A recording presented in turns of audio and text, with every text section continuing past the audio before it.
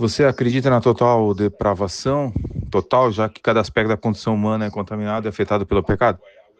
Sim, eu não teria problemas com esse conceito, porque acredito que cada aspecto de nossas vidas é contaminado e afetado pelo pecado.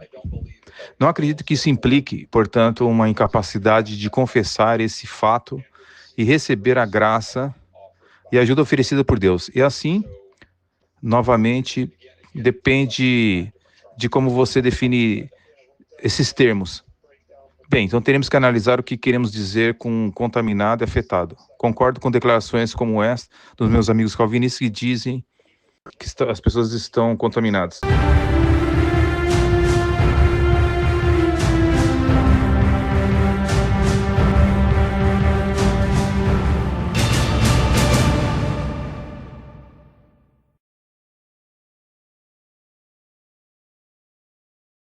A todos aqueles que visitam este canal, me chamo Marcos Lopes, seja bem-vindo ao canal Resistência Apologética. Vamos agora meditar nesta série que estamos fazendo sobre o pelagianismo moderno. Estamos analisando os pelagianos que são reverenciados em nosso século XXI. No nosso século XXI, as pessoas, por serem avessas aos estudos e principalmente à palavra de Deus, que nos orienta, nos dirige, as pessoas aceitam grandes teólogos como realmente ortodoxos bíblicos. Mas vamos ver realmente o que diz a palavra de Deus sobre este assunto tão importante que é o pelagianismo moderno, ok? Porque nada podemos contra a verdade, diz a palavra de Deus. Vamos então, nessa série, vamos juntos então. Bem, senhores, nas séries anteriores nós vimos ali nomes como Nathan Rufino, William Lane Craig, vimos outros nomes. E agora vamos falar um pouco também sobre uma pessoa que não é muito conhecida no Brasil, mas que realmente tem trazido danos enormes aqui nos Estados Unidos. Bem, na tentativa de fornecer algum tipo de contraponto online, eu estou fazendo essa série que será edificante para as pessoas que Jesus identifica como suas ovelhas, conforme está escrito lá em João capítulo 10, versículo 27 ao 29, que diz: as minhas ovelhas ouvem a minha voz. Então esse estudo é mais dirigido às pessoas que realmente amam a Cristo, se interessam pelo que está acontecendo no mundo teológico, mas que realmente se converteram ao Senhor Jesus. Nesse século, senhores, nós vivemos dias onde as heresias estão sendo enaltecidas, recicladas e se vestem com novas roupagens. A cada década surgem novas doutrinas que nada mais que são ventos de doutrinas, conforme a Bíblia nos orienta em Efésios capítulo 4, versículo 15 e 16. Surgem interpretações estranhas toda década. De algumas décadas para cá surgiram interpretações como, por exemplo, a NPP, que é a nova perspectiva sobre Paulo, através dos teólogos N.T. Wright e James Dunn, visões essas que foram comentadas já em meus canais, mas que precisam ser feitos novos vídeos alertando sobre as novas tendências heréticas que estão confundindo a mente de milhares de evangélicos em todo o mundo. Mas por ora iremos tratar sobre o assunto que não é muito comentado atualmente no Brasil nesse ano 2025.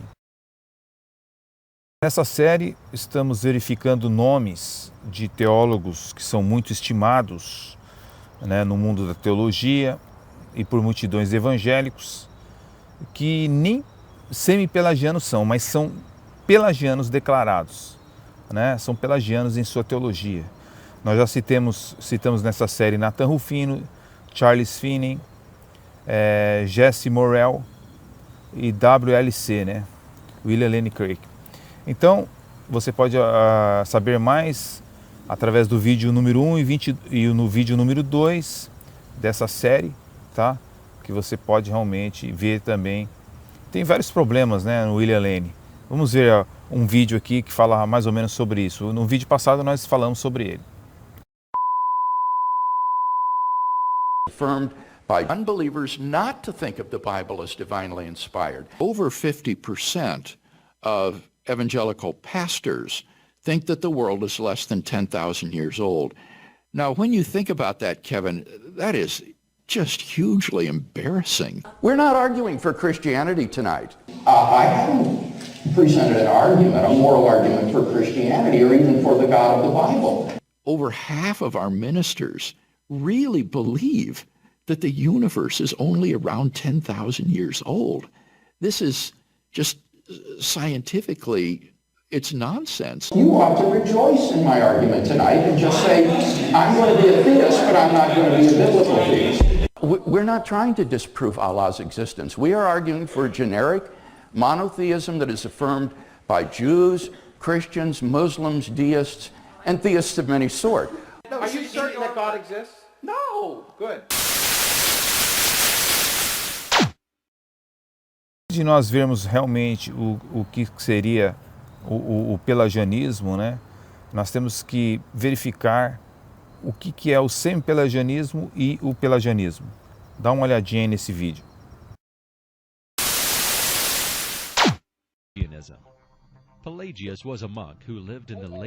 O que é o nosso pelagianismo e o semi-pelagianismo? Pelágio foi um monge que viveu no final dos anos 300 e início dos anos 400 depois de Cristo. Pelágio ensinou que os seres humanos nascem inocentes, sem a mancha do pecado original ou herdado. Ele acreditava que Deus criou cada alma humana diretamente, portanto cada alma humana estava originalmente livre do pecado. Pelágio acreditava que o pecado de Adão não afetou as gerações futuras da humanidade. Essa visão ficou conhecida como pelagianismo. O pelagianismo contradiz a Bíblia e os princípios bíblicos. Primeiro, a Bíblia nos diz que somos pecadores desde o momento da concepção, Salmo 51, verso 5. Além disso, a Bíblia ensina que todos os seres humanos morrem como resultado do pecado.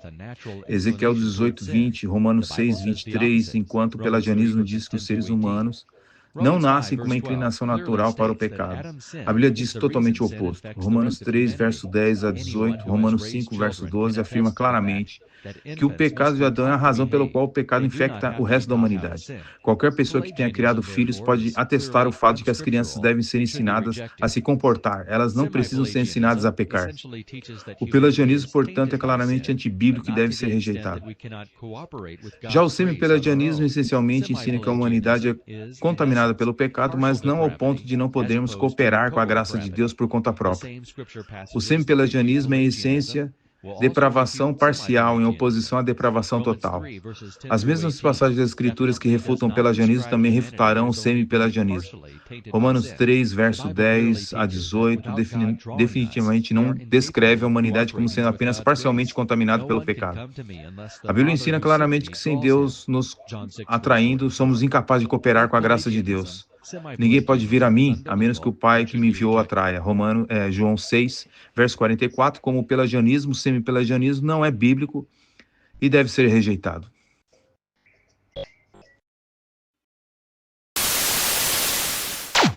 Nos próximos vídeos desta série, nós vamos ver as nuances que existem na compreensão do pecado original, embora a base de sua existência e transmissão seja amplamente aceita. As principais vertentes teológicas oferecem perspectivas importantes sobre essa doutrina. Agora iremos ver o que seria a doutrina do pecado original e nada como começando a explicar realmente o que seria o pecado propriamente dito. No hebraico, chatá, e no grego, chamartia, a principal palavra para pecado significa errar o alvo. Né? A imagem é de um arqueiro que não acerta o centro e que seria o padrão perfeito de Deus. Ou seja, pecado, portanto, seria qualquer desvio da vontade e da santidade de Deus. Para esse vídeo não ficar muito extenso, vou fazer duas partes, esse vídeo e a parte B, tá bom? Para você ter mais tempo de ver o vídeo. O alvo principal desse vídeo é uma pessoa chamado Langton Flowers, né? Parece que ele ainda seria o diretor de evangelismo e apologética na Batista do Texas. Pelo visto ainda ocupa esse cargo, né? Pelo menos um vídeo de 2024 ele se identifica, né, como tal. Eu acho muito estranho, né?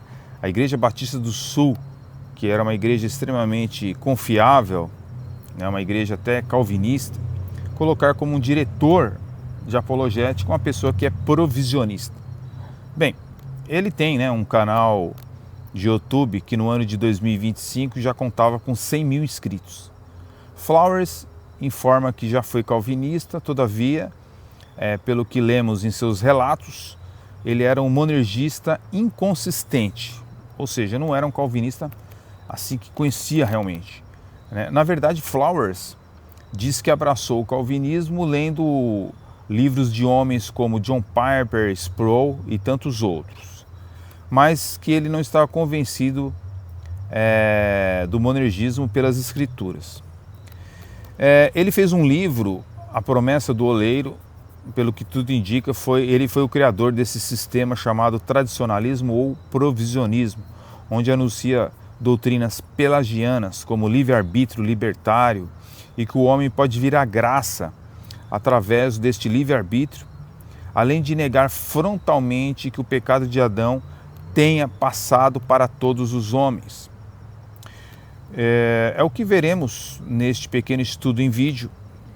Eu entendo que o provisionismo é uma antiga forma de um sinergismo, de um arminianismo com novas roupagens, né, devido às suas crenças. Mas o provisionismo, senhores, é algo que até mesmo historiadores arminianos, como Roger Walson, expressa preocupação com a posição de Flowers. Vamos ver o que Roger Walson disse? Eu argumento que o próprio Armínio e todos os arminianos fiéis, clássicos e históricos, dentre os quais me incluo, acreditam que a graça preveniente é sobrenatural e é uma obra especial do Espírito Santo, da vontade do pecador, e que de outra forma estaria preso ao pecado, ou seja, a incredulidade. Diz Roger Walson: parece-me que esta visão provisionista da graça preveniente, como apenas o evangelho comunicado, é insuficiente para afastar o semipelagianismo. Não vou rotulá-la como semipelagiana, mas me preocupo que esteja muito próxima disso para me confortar. Parece-me que a Bíblia ensina que o pecador é incapaz de responder à oferta da graça salvadora com arrependimento e fé, sem uma obra sobrenatural de Deus, o Espírito Santo capacitando-o a fazer isso.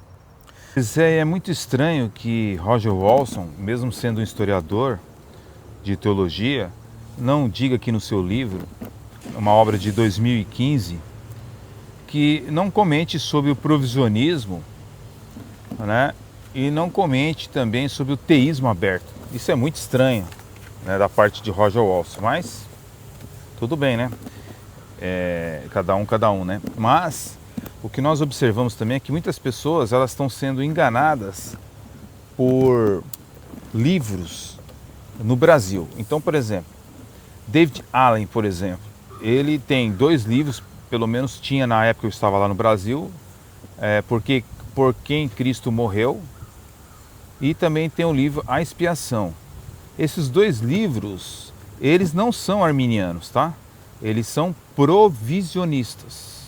Então, quando um arminiano lê essas 2 obras, ele pensa estar lendo uma obra arminiana, mas ele está lendo uma obra provisionista. É por isso que eu digo que o provisionismo é uma vertente do arminianismo, que é tão semelhante, né, e em muitos aspectos, que os próprios arminianos, ao lerem essas obras, eles não identificam que David Allen é provisionista e que a sua teologia é provisionista.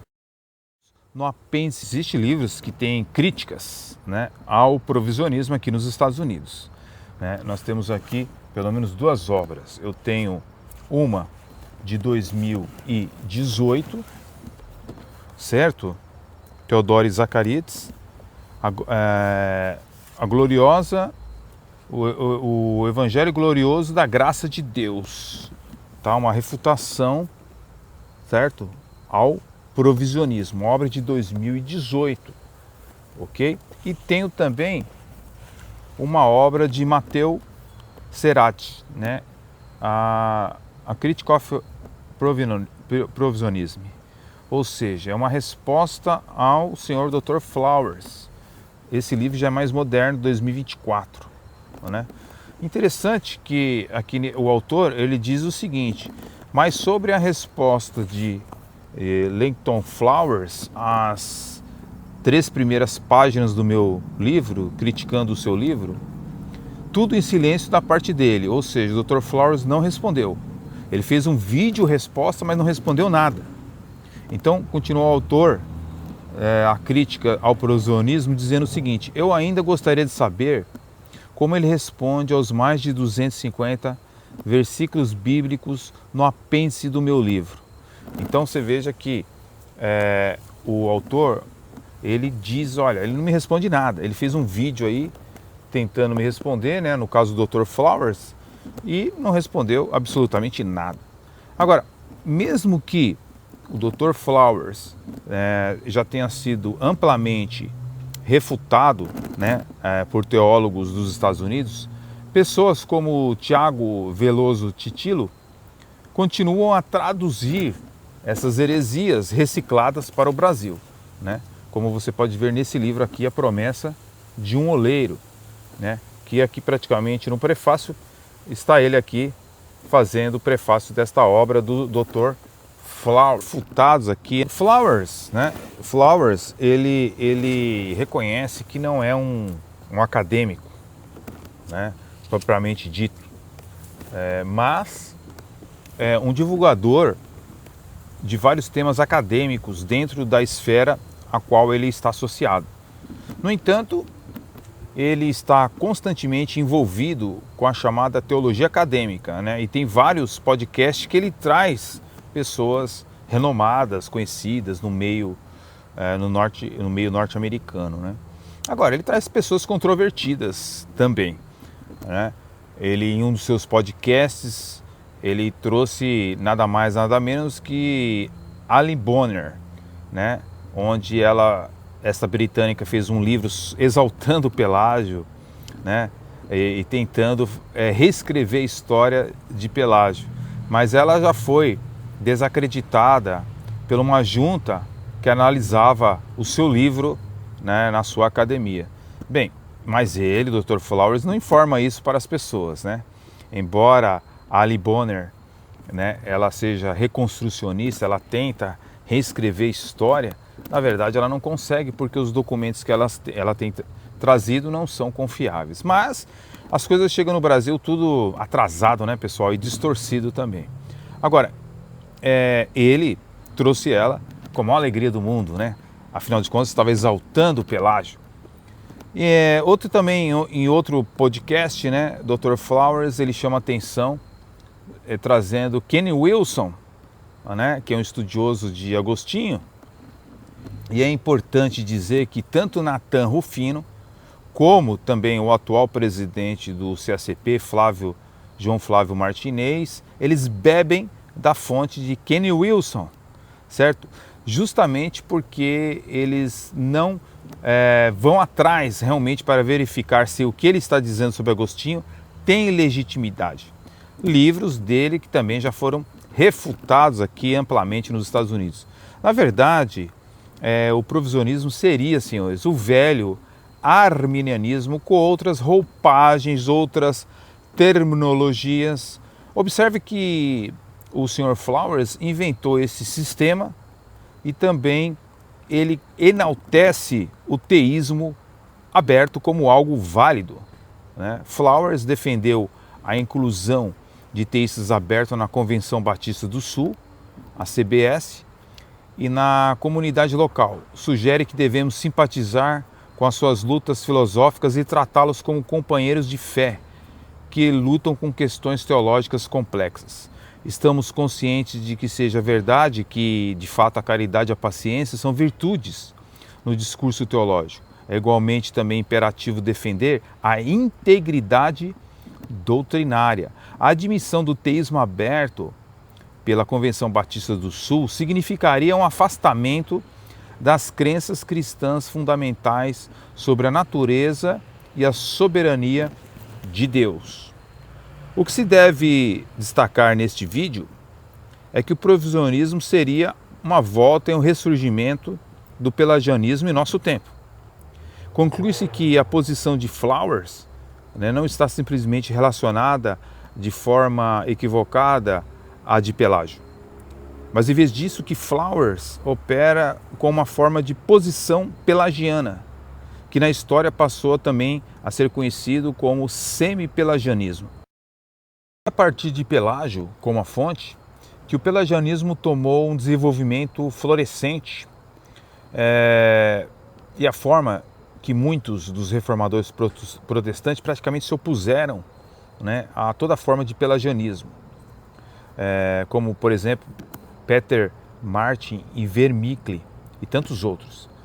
Pelágio é de fato exatamente, ele colabora com os provisionistas como o Dr. Flowers, propõe em relação à nossa capacidade de responder à oferta do Evangelho. Eles entendem o quão prejudicial isso é para a sua causa. Então tentam se distanciar em alguns momentos de Pelágio e em outros recuperá-lo de tal forma que ele não seja realmente tão ruim assim. O que impressiona em uma entrevista que foi feita pelo Dr. Flowers, é quando ele entrevista o Sr. Wilson, é que eles tentam inverter a compreensão atual e histórica de Pelágio e Agostinho. Eles denigrem Agostinho, por isso que Flávio Martinez faz o mesmo. Eles denigrem Agostinho como herege e elevam Pelágio como defensor, do livre-arbítrio em relação à questão salvífica. Isso é bastante impressionante por várias razões, mas também extremamente preocupante, porque essa mensagem está sendo defendida entre o público geral, um grupo de pessoas que não tem recursos críticos ou tempo para averiguar as coisas, e eles absorvem tudo o que o Sr. Wilson e o Dr. Flowers estão propondo e acreditam que tudo aquilo seja de fato verdade. Eu queria apresentar um pequeno esboço de Pelágio, as implicações dos seus ensinamentos. Minha argumentação, juntamente com as da Igreja Católica, é que quando os ensinamentos de Pelágio são confrontados com ensinamentos das Escrituras, particularmente o Novo Testamento, Romanos 3 e etc., eles fracassam, tanto David Wilson e como o Dr. Flowers. Eles fracassam, porque eles não têm um equilíbrio histórico e teológico para tratar essa situação. E a Igreja Católica, embora que ela tenha se perdido também, através dos séculos, então esses personagens que eu citei, eles entendem que a capacidade humana de escolher Deus é conseguida através do próprio ser humano. Há uma razão pela qual, irmãos, isso é impossível, porque João 3, versículo 17 diz que ninguém busca a Deus. E é justamente porque esse versículo que eu citei diz que nós amamos mais as trevas do que a luz. O ensinamento de Pelágio opera a partir de uma noção de natureza pura e que é financiada pela ideia de que a própria criação tem uma orientação absoluta e ontológica própria, de tal forma que permanece impermeável a qualquer coisa que seja sua própria autodeterminação. Ironicamente, poderíamos identificar esta orientação do eu, da autodeterminação, com a definição de uma compreensão de pecado em Gênesis capítulo 3. E é por isso que o ensinamento de Pelágio foi corretamente identificado como herético, isto é, pelo seu ensinamento sobre a natureza da humanidade se baseia narrativamente uma compreensão da humanidade que encontra os seus antecessores na própria concepção da capacidade humana de escolher. No próximo vídeo iremos continuar esse estudo, né, mostrando que o Dr. Flowers é um perigo aqui para a América e para o mundo, porque ele está trazendo uma nova interpretação soteriológica que na verdade é o antigo pelagianismo. No próximo vídeo iremos continuar, ok?